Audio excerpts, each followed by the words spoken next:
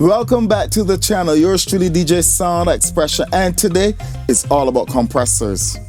So, what is a compressor? Device just used for controlling the volume of the sound. If it's too high, bring it down. If it's too low, you bring it up. That's as simple as it is. A little blue man running around in the compressor there, so controlling all the volume so you can do things hands-free. Anyway though, on a serious note, let's break down these compressors into two styles. Let's talk about the analog and let's talk about the digital, which is inside the computer, which is the VSTs. So, which ones I prefer? All two. I could work with all two.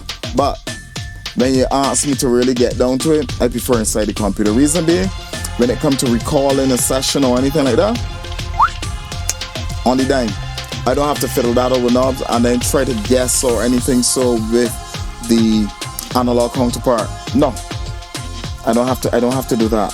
When we bring up a session, it is there within the DAW, no questions asked. Now the other thing too is that if you buy one compressor, you could only use it on one source at one given point in time.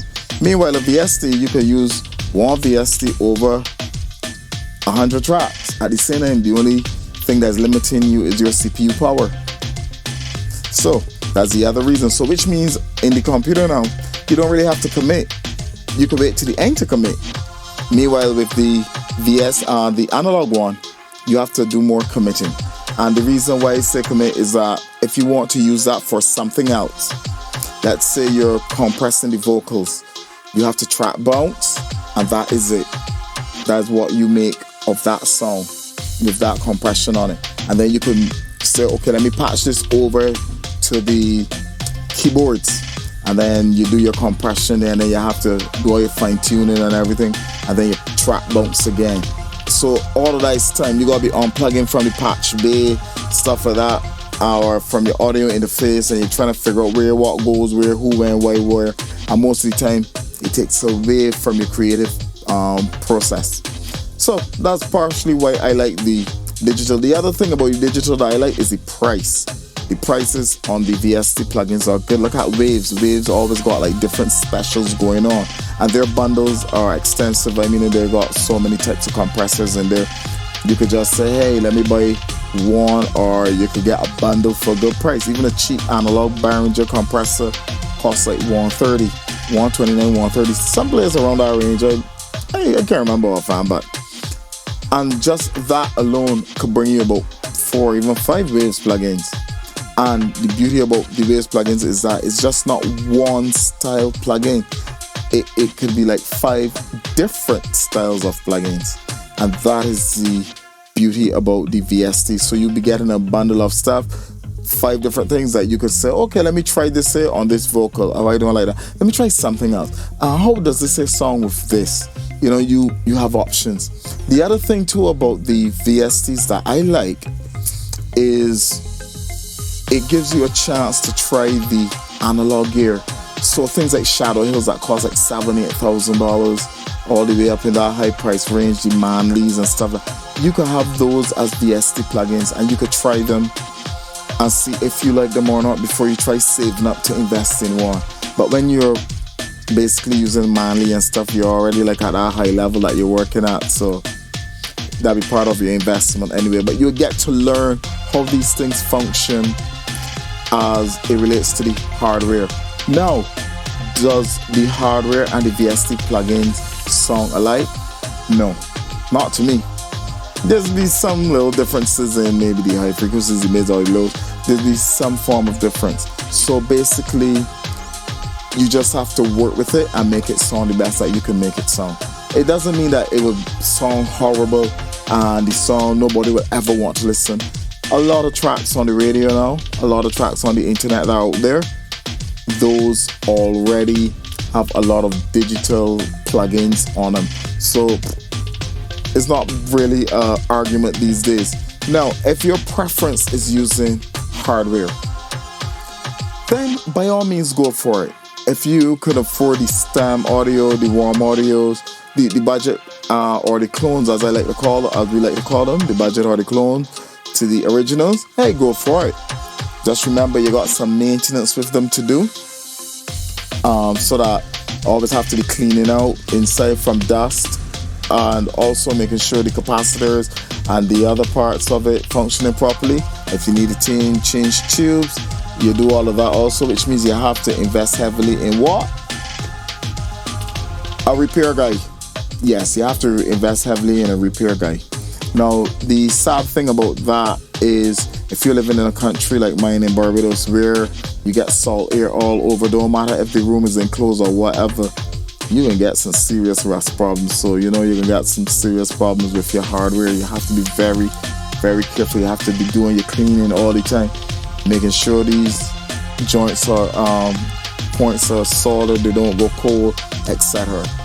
Now, that is why I try to stay away from partially why I try to stay away from the analog.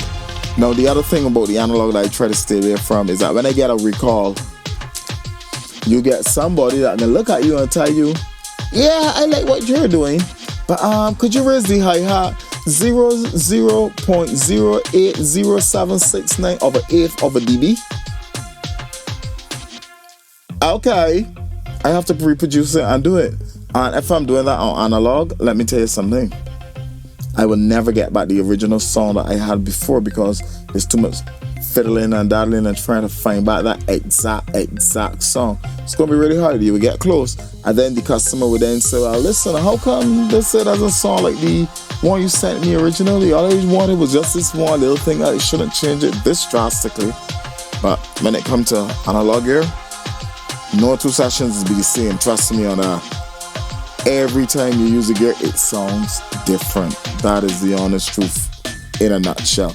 So, unlike the VST counterpart, always consistent throughout, don't matter what you're doing.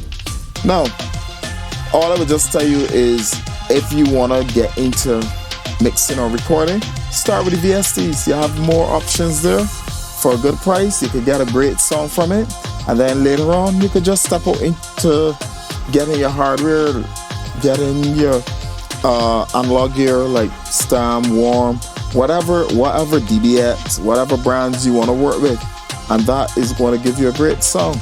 Me personally, as I said, when it all boils down, give me VST. That's as simple as it gets. Doesn't mean that my song will sound cool. I could bet you $10 I could mix something for you and you would not tell if I did it in the box or outside the box. Can't tell. Because there are some tricks that guys know that we use to make sure that the song sounds good. And nobody really sits down and listens to a song and say, it sounds like he used LA2A on this track, And you see all that vocals being, nobody listens to a song like that. Or put solo on their system or in their earbuds and stuff like that and say, oh, he's using an 1176 compressor on that saxophone. That is nice. I like that. Nobody says that. Nope. No solo button for anything for anybody. Only solo buttons when it's in the studio being produced. So, we are here to make things sound great to the human ear and make everybody enjoy what we do. And that's the most important thing. People are supposed to say, listen, this is a great song. I like it. I'm not a big fan of this genre, but this is a really good song. I like it. And whether it's digital or analog, doesn't make a difference in my books. So for each person, each customer that everyone gets and stuff like that, you got to know what you're offering to that customer. And that customer has to know that you are very reliable in providing the product within a timely manner. And when you need the changes, that you can make those changes quick and get it back to them ASAP. So that's why I prefer the digital, which is the VSTs, over the analog. Don't get me wrong, the analog has a great sound. It's different. It's a little bit more work if you ask me. Mind you, just have to remember how to connect it to the patch bay and to your audio interface. You got to make sure your cables are well kept. You got to make sure you service it all the time.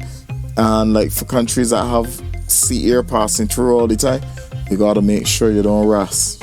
So you got to be real careful with your gear. You could be losing a lot of money within your investment. So this is how I look at it. What piece of compressor to get? Anyone you want to get. Don't matter the price. If you can afford it, just buy it. Whether it's hardware, software, get it. Compress something because every track will need some form of compression. Get it. Yours truly, DJ Sound Expression, saying, see ya, compress it as much as you need to. Gone.